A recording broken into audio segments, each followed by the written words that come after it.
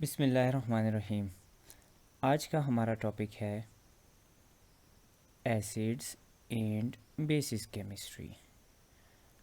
आज हम स्टडी करेंगे एसिड्स एंड बेसिस को ऑर्गेनिक पॉइंट ऑफ व्यू से। नाउ आपसे कोई पूछता है कि what is an acid and what is a base, तो एसिड और बेस की कोई एक फिक्स्ड डेफिनेशन नहीं है। केमिस्ट्री में there are 7 concepts of acid and bases. First is Arrhenius, second is Lowry Bronsted, तीसरा कॉन्सेप्ट है हमारे पास लीवेस, चौथा कॉन्सेप्ट है यूजेनोविच, पांचवा कॉन्सेप्ट है soft and hard acids and basis, छठा कॉन्सेप्ट है लक्स फ्लड कॉन्सेप्ट और सातवां कॉन्सेप्ट है सॉल्वेंट सिस्टम कॉन्सेप्ट। तो एसिड्स एंड बेसिस की बेसिकली 7 ऑपरेशनल डेफिनेशंस हैं।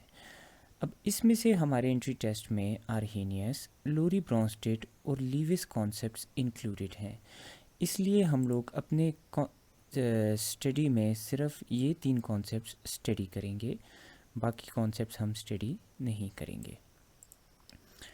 यहाँ पर हम एसिड बेस की डिस्कशन शॉर्ट रखेंगे क्योंकि एसिड बेस का फर्स्ट ईयर केमिस्ट्री में अपना एक सेपरेट चैप्टर है जहाँ पे हम एसिड्स एंड बेसिस को डिटेल में डिस्कस करेंगे। Arrhenius acid is that substance which donates H plus in water। वो चीज़ जो वाटर में H प्लस डोनेट करती है उसको आर्हेनियस एसिड कहते हैं।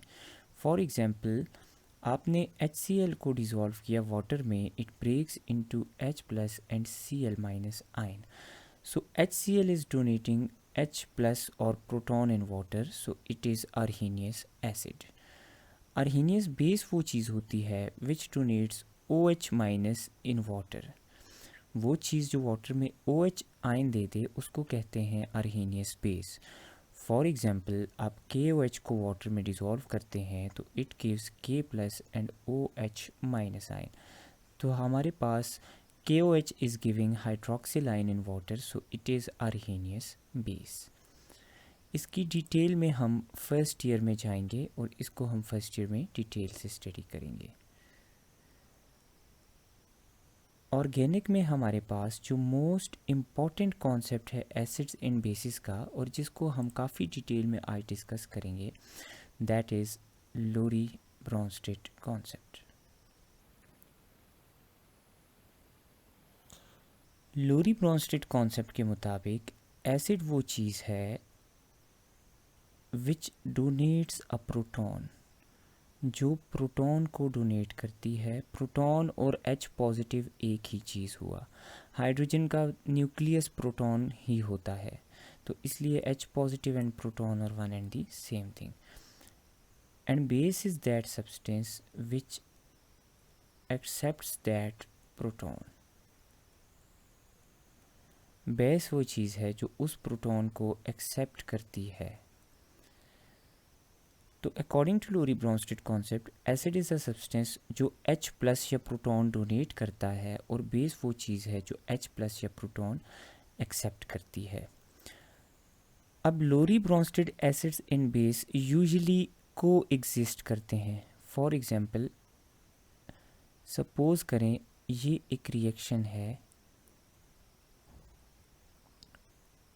एसिड की आयोनाइजेशन का। सपोज कि HA इज़ एन एसिड। कैसे? क्योंकि फॉरवर्ड रिएक्शन में HA is donating a proton, HA proton donate कर रहा है, that's why HA is an acid. अब रिवर्स रिएक्शन में अगर देखें तो A माइनस प्रोटॉन को एक्सेप्ट करके कन्वर्ट हो रहा है इनटू HA, तो रिवर्स रिएक्शन में A minus is accepting the proton given by HA, तो A माइनस को हम according to Lowry Bronsted concept कहेंगे बेस। तो acid is a substance which donates a proton and base is a substance which accepts a proton। तो usually Lowry Bronsted acids and bases coexist करते हैं। अब आपने देखा कि जहाँ पे हमारे पास एसिड पड़ा है वहीं पे ऑपोजिट साइड पे हमारे पास बेस भी पड़ी है। ऐसे एसिड बेस पेयर को जो को एग्जिस्ट करते हैं हम कहते हैं conjugate acid base pair. Conjugate acid base pair वो एसिड बेस पेयर होता है जो को एग्जिस्ट करता है और इस एसिड और बेस के दरमियान सिर्फ एक प्रोटॉन का डिफरेंस है। जिस तरह A माइनस बेस है, इसमें प्रोटॉन एब्सेंट है, और HA एसिड है, इसमें प्रोटॉन प्रेजेंट है। तो कॉन्जुगेट एसिड बेस पेयर को हम डिफाइन करते हैं that acid base pair which differs by a proton, जिसके दरमियान में एक प्रोटॉन का डिफरेंस होता है, उसको हम क्या कहते हैं? Conjugate acid base pair.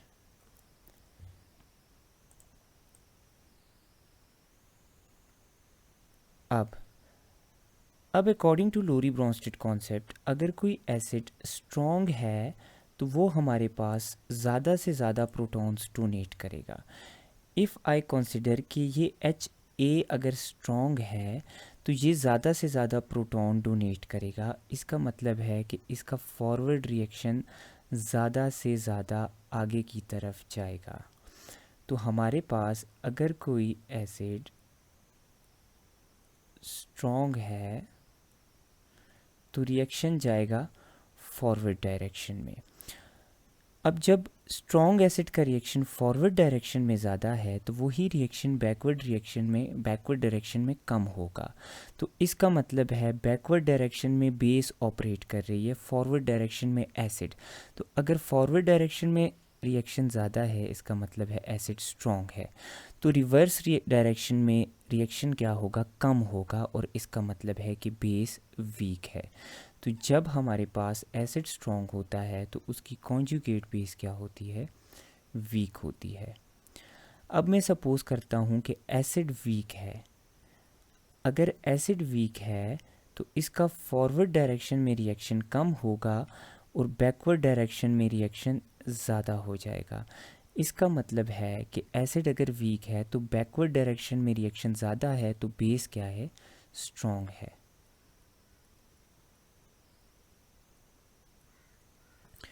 सो लोरी ब्रोंस्टेड कॉन्सेप्ट के मुताबिक कॉन्जुगेट एसिड बेस पेयर में एक अगर स्ट्रॉन्ग होगा तो दूसरा ऑटोमेटिकली वीक हो जाएगा।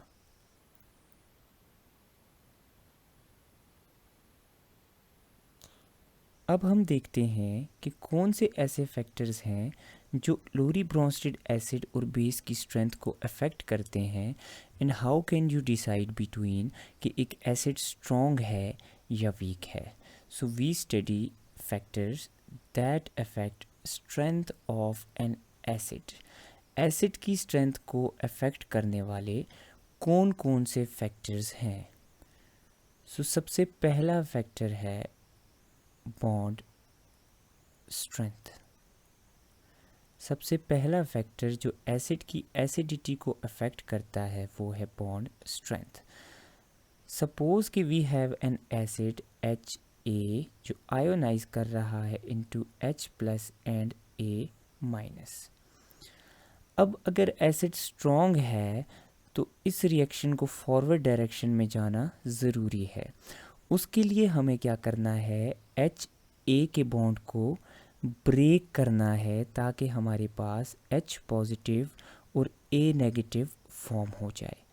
तो अगर इस बॉन्ड की HA बॉन्ड की बॉन्ड स्ट्रेंथ कम होगी तो एसिडिटी क्या होगी? ज़्यादा होगी।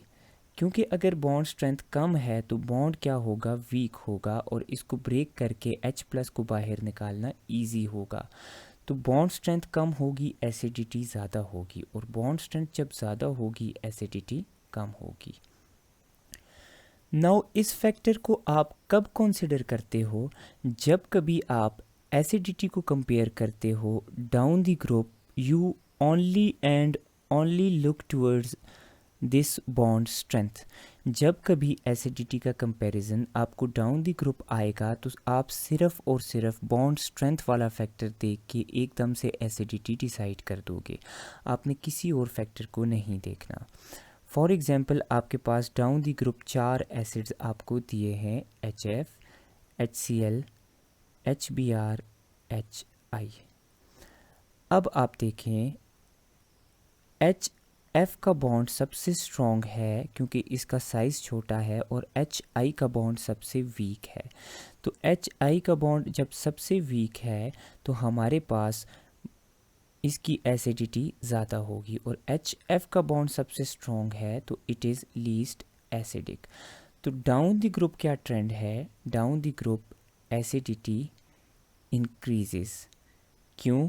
क्योंकि हमारे पास बॉन्ड स्ट्रेंथ डिक्रीज़ होती है डाउन द ग्रुप, तो एसिडिटी क्या होगी? इंक्रीज़ होगी। और ग्रुप से ऊपर आते हुए एसिडिटी डिक्रीज़ होती है क्योंकि बॉन्ड स्ट्रेंथ इंक्रीज़ होती है। नाउ अगर आपको इसी तरह का एक केस दे दिया है H2O एंड H2S, इनमें से ज़्यादा एसिडिक कौन सा है? तो ऑक्सीजन सल्फ़र दोनों सिक्स्थ ग्रुप के हैं। डाउन द ग्रुप हमारे पास सल्फ़र आता है तो H2S is more acidic then H2O। तो जब कभी आपको डाउन द ग्रुप एसिडिटी का कंपैरिजन देंगे तो आपने और किसी भी फैक्टर को नहीं देखना, you will only and only look towards the strength of bond. Down the group strength decrease करती है तो एसिडिटी नेचुरली इंक्रीज करेगी। Now coming towards second factor जो अफेक्ट करता है एसिड्स और बेसिस की स्ट्रेंथ को, दैट इज़ बॉन्ड पोलैरिटी।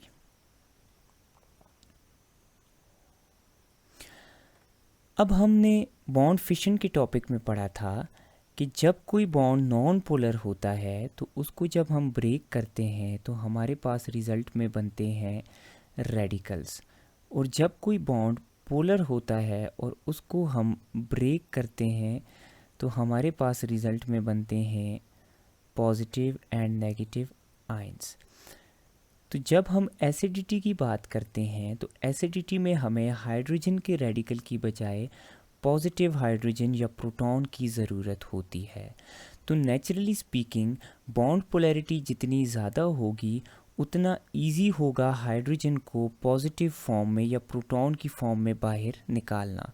तो नेचुरली स्पीकिंग जितनी ज़्यादा बॉन्ड की पोलैरिटी होगी एसिडिटी उतनी ज़्यादा होगी, क्योंकि H पॉजिटिव को बाहर निकालना पॉजिटिव फॉर्म में इजी हो जाएगा, क्योंकि नॉन पोलर बॉन्ड से H पॉजिटिव फॉर्म में बाहर नहीं आता बल्कि रेडिकल की फॉर्म में बाहर आता है।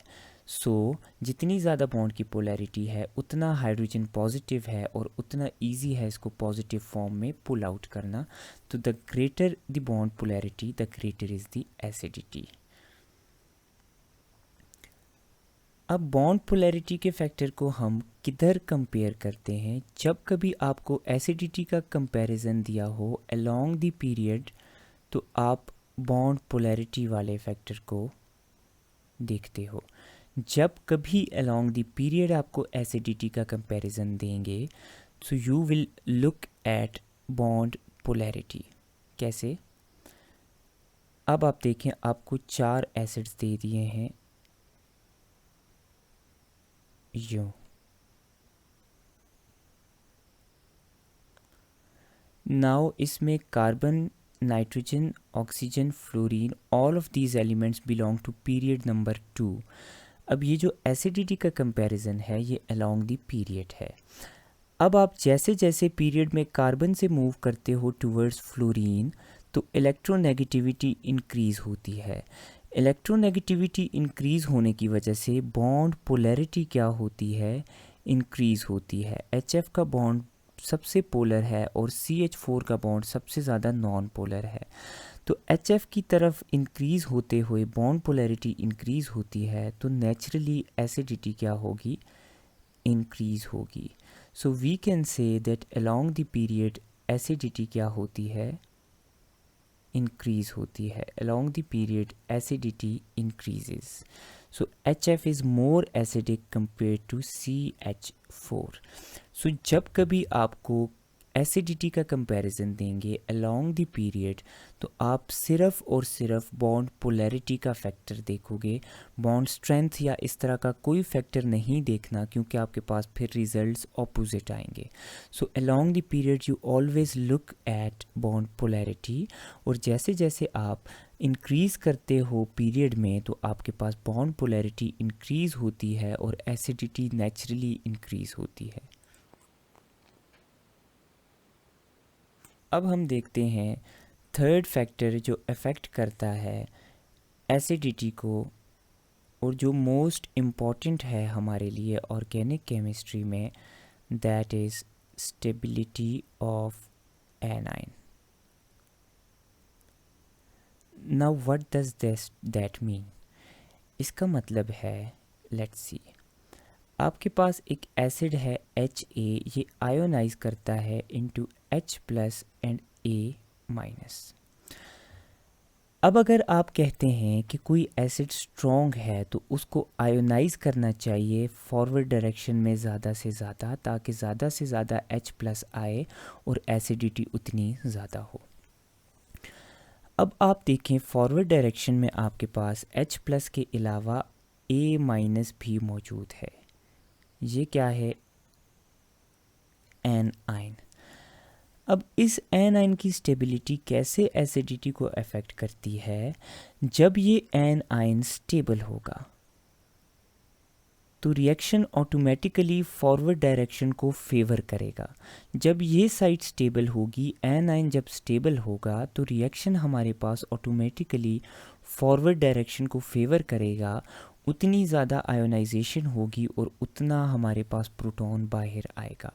So the more stable is the A9, the greater is the acidity. जितना एनाइन स्टेबल होगा उतना रिएक्शन फॉरवर्ड डायरेक्शन में जाएगा और एसिडिटी उतनी ज़्यादा होगी. अब आप कैसे बताएंगे कि एक एनाइन स्टेबल है या नहीं?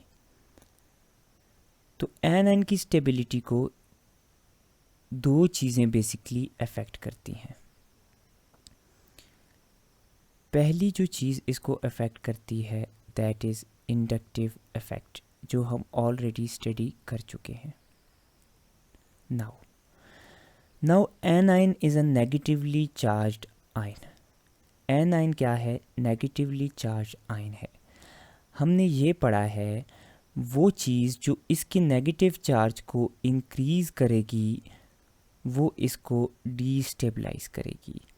जो चीज़ इसके नेगेटिव चार्ज को मज़ीद इंक्रीज़ करेगी वो इसको डीस्टेबलाइज करेगी, और जो चीज़ इसके नेगेटिव चार्ज को डिक्रीज़ करेगी वो इसको क्या करेगी?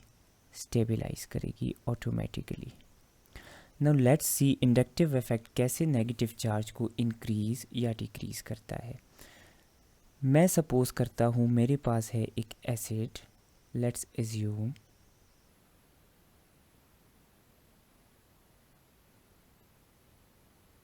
HCOOH.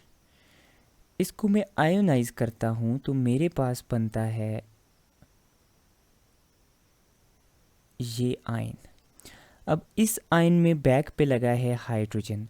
ना तो ये इलेक्ट्रॉन डोनेटिंग है ना तो ये इलेक्ट्रॉन विथड्रॉइंग है. अब हम कंपेयर करते हैं एक इलेक्ट्रॉन डोनेटिंग ग्रुप के साथ इसको. CH3COOH में हमारे पास बैक पे लगा है CH3 या methyl group. Now methyl group is an electron donating group. तो मिथाइल ग्रुप क्या करेगा? इलेक्ट्रॉन डोनेट करेगा ऑक्सीजन को, और ऑक्सीजन का नेगेटिव चार्ज मिथाइल ग्रुप की डोनेशन की वजह से इंक्रीज़ हो जाएगा. जब इसका नेगेटिव चार्ज इंक्रीज़ हो जाएगा तो ये ऑटोमेटिकली क्या हो जाएगा? Destabilize. तो हम कह सकते हैं कि हमारे पास जो डोनेटिंग ग्रुप्स हैं वो क्या करते हैं? एसिडिटी को डिक्रीज़ करते हैं. सो डोनेटिंग ग्रुप्स डिक्रीज़ एसिडिटी, क्योंकि ये नेगेटिव आयन को या एनाइन को डीस्टेबलाइज करते हैं तो रिएक्शन फॉरवर्ड डायरेक्शन को फेवर नहीं करता. अब मैं हमारे पास एक और एसिड बनाता हूँ CF3COOH. इसका आयन हमारे पास बनता है यूं.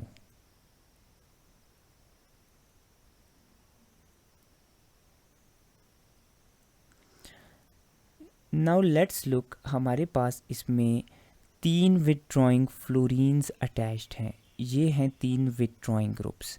ये तीनों इलेक्ट्रॉन्स को ऑक्सीजन से अपनी तरफ पुल करते हैं. क्योंकि ये इलेक्ट्रॉन्स विथड्रॉइंग ग्रुप हैं तो ऑक्सीजन का नेगेटिव चार्ज को ये अपनी तरफ पुल करके इसके नेगेटिव चार्ज को कम कर देते हैं। तो नेगेटिव चार्ज कम होने की वजह से ऑटोमेटिकली ये जो एन आयन बनता है ये हो जाता है स्टेबलाइज। तो जब ये एन आयन स्टेबलाइज होता है तो एसिडिटी क्या हो जाती है, इंक्रीज, क्योंकि रिएक्शन फॉरवर्ड डायरेक्शन को फेवर करता है। सो वी कैन से कि विथड्रॉइंग ग्रुप्स क्या करते हैं, एसिडिटी को इंक्रीज करते हैं। तो स्टेबिलिटी ऑफ एनाइन में सबसे पहला जो फैक्टर इफेक्ट करता है स्टेबिलिटी ऑफ एनाइन को, दैट इज़ इंडक्टिव इफेक्ट। तो इंडक्टिव इफेक्ट में डोनेटिंग ग्रुप्स एनाइन को डीस्टेबलाइज करेंगे और एसिडिटी कम होगी, और विथड्रॉइंग ग्रुप्स एनाइन को स्टेबलाइज करेंगे और एसिडिटी क्या हो जाएगी, इंक्रीज हो जाएगी। अब हम देखते हैं नेक्स्ट फैक्टर जो स्टेबिलिटी ऑफ एनाइन को अफेक्ट करता है, और वो कैसे स्टेबिलिटी ऑफ एनाइन को अफेक्ट करता है। सो द नेक्स्ट फैक्टर जो स्टेबिलिटी ऑफ एनाइन को अफेक्ट करता है that is D localisation.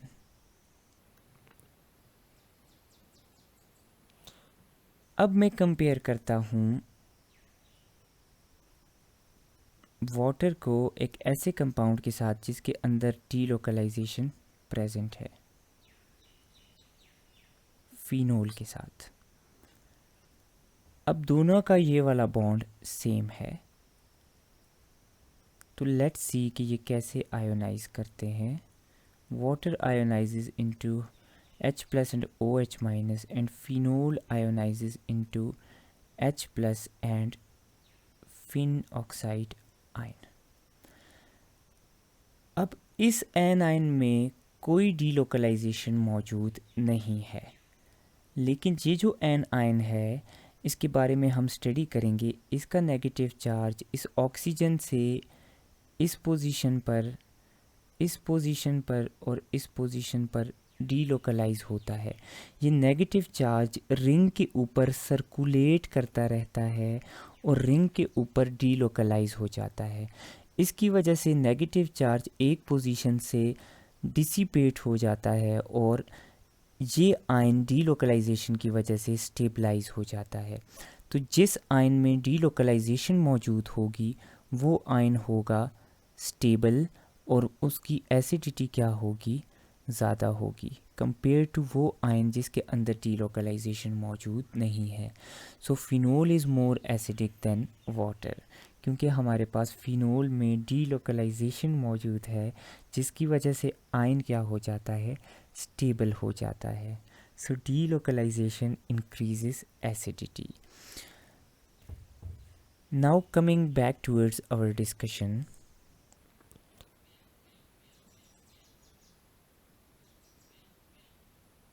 Another factor जो एसिडिटी को अफेक्ट करता है वो है हमारे पास टाइप ऑफ हाइब्रिडाइजेशन। चौथा फैक्टर जो अफेक्ट करता है that is type of hybridization. Now what is this and how does this affect the acidity. अब एज्यूम करते हैं कि एक हाइड्रोजन अटैच्ड है विद sp3 हाइब्रिडाइज्ड कार्बन, एक हाइड्रोजन अटैच्ड है विद sp2 हाइब्रिडाइज्ड कार्बन, और एक हाइड्रोजन अटैच्ड है विद sp हाइब्रिडाइज्ड कार्बन। तो जब इन तीनों को हम कंपेयर करें तो sp हाइब्रिडाइज्ड कार्बन वाला हाइड्रोजन मोस्ट एसिडिक है, followed by sp2 hybridised carbon वाला हाइड्रोजन और फॉलोड बाय sp3 हाइब्रिडाइज्ड वाला कार्बन। इसकी डिटेल हम अल्काइंस में स्टडी करेंगे। व्हाई इज़ दैट, यहाँ पे सिर्फ इतना रिमेंबर करें कि वो हाइड्रोजन जो sp हाइब्रिडाइज्ड कार्बन के साथ अटैच्ड है it is most acidic, followed by sp2 followed by sp3। तो ये चार फैक्टर्स हैं जो एसिड की स्ट्रेंथ को अफेक्ट करते हैं। अब आपसे जब कभी भी डाउन द ग्रुप कंपैरिजन लिया जाएगा तो आप सिर्फ और सिर्फ बॉन्ड स्ट्रेंथ को देखेंगे। जब कभी भी आपको अलोंग द पीरियड कंपैरिजन दिया जाएगा तो you will look at bond polarity. जब कभी आपके पास हाइड्रोकार्बन्स में एसिडिटी का कंपैरिजन दिया जाएगा तो आप देखेंगे हाइब्रिडाइजेशन वाला फैक्टर कि अल्केन है, अल्कीन है, अल्काइन है, उसमें हाइब्रिडाइजेशन वाला फैक्टर देखेंगे। इसके अलावा अगर आपके पास कोई भी केस आएगा तो आप देखेंगे stability of anion. Stability of anion, तो जब कभी कोई भी ऐसा केस आएगा जिसमें हमारे पास बॉन्ड स्ट्रेंथ ना देखी जा सकती हो, बॉन्ड पोलैरिटी ना देखी जा सकती हो, हाइब्रिडाइजेशन मत देखें, तो फिर आप स्टेबिलिटी ऑफ एनाइन देखोगे। या आपको एक और शॉर्टकट बताता हूँ कि आप स्टेबिलिटी ऑफ एनाइन किन केसेस में देखोगे। लाइक जिन केसेस में आपके पास बॉन्ड्स सेम हैं, अब इसमें एसिडिटी वाला बॉन्ड OH है, इसमें भी एसिडिटी वाला बॉन्ड OH है, इसमें भी एसिडिटी वाला बॉन्ड OH है, इसमें भी एसिडिटी वाला बॉन्ड OH है, तो वो केसेस जिनमें हमारे पास सेम एटम के साथ हाइड्रोजन अटैच्ड हो, उसके अंदर ना तो हम ग्रुप को देख सकते हैं ना तो हम पीरियड को, फिर हम डायरेक्टली पीछे जो अटैच्ड ग्रुप है उसको देखते हैं और स्टेबिलिटी को जज करते हैं। तो जब कभी आपको ऐसे एसिड्स की कंपैरिजन दिया हो जिसमें हमारे पास हाइड्रोजन अटैच्ड हो किसी भी सेम एटम के साथ, तो उसमें हम देखेंगे स्टेबिलिटी ऑफ एन आयन। तो दिस इज़ द शॉर्टकट कि हम स्टेबिलिटी ऑफ एन आयन को किस जगह पे अप्लाई करेंगे। तो अब आपको ये याद होना चाहिए जब कभी कोई क्वेश्चन आ जाए, डाउन द ग्रुप कंपैरिजन हो सिर्फ बॉन्ड स्ट्रेंथ को देखें, अलोंग द पीरियड हो सिर्फ बॉन्ड पोलैरिटी को देखें, अल्केन अल्कीन अल्काइन हो हाइब्रिडाइजेशन को देखें।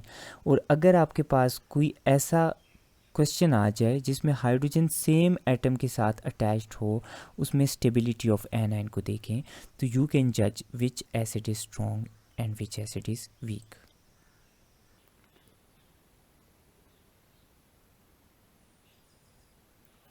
ये तो थी एसिड्स की strength. Now how can you जज स्ट्रेंथ ऑफ अ बेस। अब हम बेस की स्ट्रेंथ को कैसे जज कर सकते हैं, उसके लिए हमारे पास बहुत ही ज़्यादा इजी एक वे है। सपोज़ कि आपको 4 बेसिस दे दी हैं, NH2 minus, CH3 minus, OH minus and F minus. ये 4 बेसिस दे दी हैं और आपसे पूछा है कि सबसे स्ट्रॉन्ग कॉन्जुगेट बेस कौन सी है। तो बेस के लिए कोई फैक्टर्स याद करने की बजाय आप क्या करें, आप बेस को कन्वर्ट कर दें उसके कॉन्जुगेट एसिड में एक प्रोटॉन ऐड करके। तो CH3 बेस का कॉन्जुगेट एसिड है CH4, क्योंकि इन दोनों के अंदर एक प्रोटॉन का डिफरेंस है और एसिड में एक प्रोटॉन ज़्यादा होता है बेस के मुकाबले में। तो CH3 का कॉन्जुगेट एसिड है CH4, NH3 का कॉन्जुगेट, NH2 माइनस का कॉन्जुगेट एसिड है NH3, OH का कॉन्जुगेट एसिड है H2O और फ्लोरीन का कॉन्जुगेट एसिड है HF। सो ये 4 कॉन्जुगेट एसिड्स हैं इन 4 बेसिस के। तो अब अगर आपने बेस की स्ट्रेंथ को डिसाइड करना है तो पहले उसको कन्वर्ट करें एसिड में और पहले एसिड की स्ट्रेंथ को डिसाइड करें। अब इनमें से सबसे स्ट्रॉन्ग एसिड कौन सा है, चूँकि ये कंपैरिजन आपको नज़र आ रहा है कि ये कंपैरिजन अलोंग द पीरियड चल रहा है, तो हमारे पास HF is strongest acid, followed by H2O, followed by NH3, followed by CH4। अब हमने पढ़ा है जो एसिड स्ट्रॉन्ग होता है उसकी बेस क्या होती है, वीक, और जो एसिड वीक होता है उसकी बेस क्या होती है, स्ट्रॉन्ग। तो एसिडिटी का ऑर्डर इस डायरेक्शन में जा रहा है तो बेसिसिटी का ऑर्डर होगा रिवर्स। तो अब हमारे पास CH3 सबसे स्ट्रॉन्ग बेस है, followed by NH2, followed by OH minus and followed by F minus. तो जब कभी आपको बेस का कंपैरिजन दे दें तो आपने उसको कन्वर्ट करना है into its conjugate acid first. पहले एसिड की स्ट्रेंथ को डिसाइड करें और बेस की जो स्ट्रेंथ है वो उसके ऑपोजिट होगी। अब हम 2 और एग्जांपल्स को स्टडी करते हैं। नाउ कंसिडर आपको दिया है F minus, Cl minus, Br minus and I minus. इनमें से सबसे स्ट्रॉन्ग बेस पूछी है, तो आप इनको कन्वर्ट कर दो इनके कॉरिस्पॉन्डिंग एसिड्स में। अब देखें, चूंकि ये कंपैरिजन डाउन द ग्रुप है तो डाउन द ग्रुप एसिडिटी क्या होती है, इंक्रीज होती है। HF is less acidic, HCl is more, HBr is more, HI is more. तो बेसिसिटी का ऑर्डर होगा reverse, I minus less, Br more, Cl minus more, F minus is more. तो ये सबसे ज़्यादा बेसिक कंपाउंड है क्योंकि इसका कॉन्जुगेट एसिड सबसे वीक है, और इसका कॉन्जुगेट एसिड सबसे स्ट्रॉन्ग है तो इसकी कॉन्जुगेट बेस सबसे वीक है। तो ये आ जाता है आपके पास अलोंग द पीरियड वाले एसिड्स का कंपैरिजन और फिर उनकी कॉन्जुगेट बेसिस का कंपैरिजन। अब अगर आपको कोई क्वेश्चन इसके अलावा दिया है, नाउ लेट्स सपोज कि एक और क्वेश्चन आपको आया है लाइक दिस।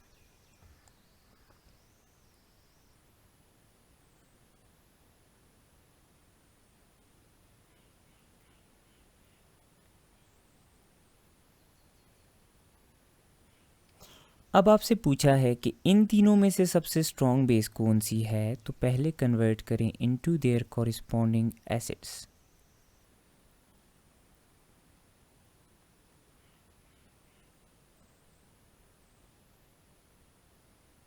तो ये आ जाते हैं इनके कॉरिस्पॉन्डिंग एसिड्स। अब इसमें कोई डोनेटिंग ग्रुप या विथड्रॉइंग ग्रुप नहीं है। इसमें है डोनेटिंग ग्रुप तो इसकी एसिडिटी होती है कम, और इसमें है विथड्रॉइंग ग्रुप तो इसकी एसिडिटी होती है ज़्यादा।